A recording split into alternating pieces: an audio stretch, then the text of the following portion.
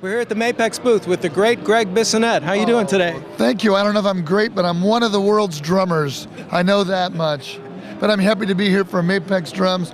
These are the new Black Panther Mapex drums. Unreal, the Velvetones and the Blasters. Best drums in the world. It's hard keeping up with your career because you play with so many people. You play with Ringo Starr, you do a lot of work with your brother, you guys go out all the time. So what's new and exciting for 2011? Well, you never know what 2011 will bring. It's pretty new.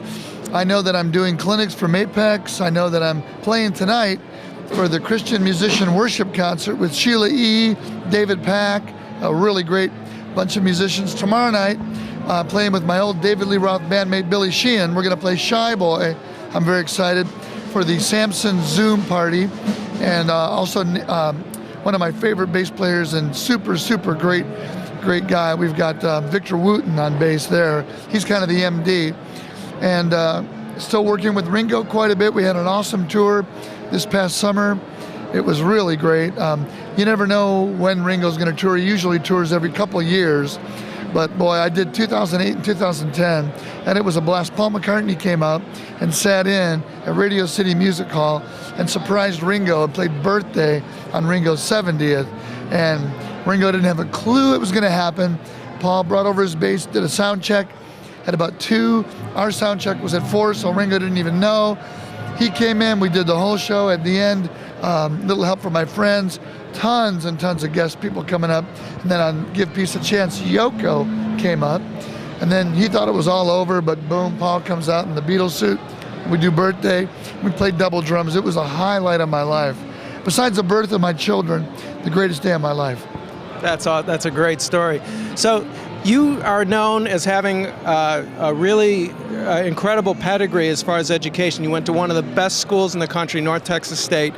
And I'm wondering what the balance is between formal training and playing out with people. How did you manage to strike a balance for your career? Well, I luckily had great, amazing musical parents. My dad was a drummer. My mom was a vibes player in my dad's band.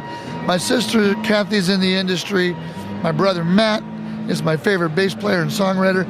My son, Noah, and my daughter, Mary, they play drums, guitar, piano, dance, sing like crazy. So we have a really musical family, and my parents told me early on that I should go to college and get a degree. And one of my role models was my band director in school. So I thought, why not get a music education degree to teach if I don't make it playing? Well, I am able to make it playing, but I get to do clinics, drum clinics for Mapex all over the world. And so that's kind of where I still do the teaching part. And I really feel that the knowledge I got in college, North Texas State, now the University of North Texas, is one of the finest schools in the world for music, especially for jazz and especially for drums. There were 125 drum set majors when I was there, and there still are. It's a great school. And the school environment, the academics, learning, studying, the private practice room, but yet to put myself through college, I ended up playing 5-6 nights a week in Dallas, and that's where the half and half schooling, half real world, really pays off, because it's been a great education, Sure. So, well, it was great to catch up with you, Gregg. And thank you. Thanks for the interview. Hope you have a great time at NAMM, and see you around soon.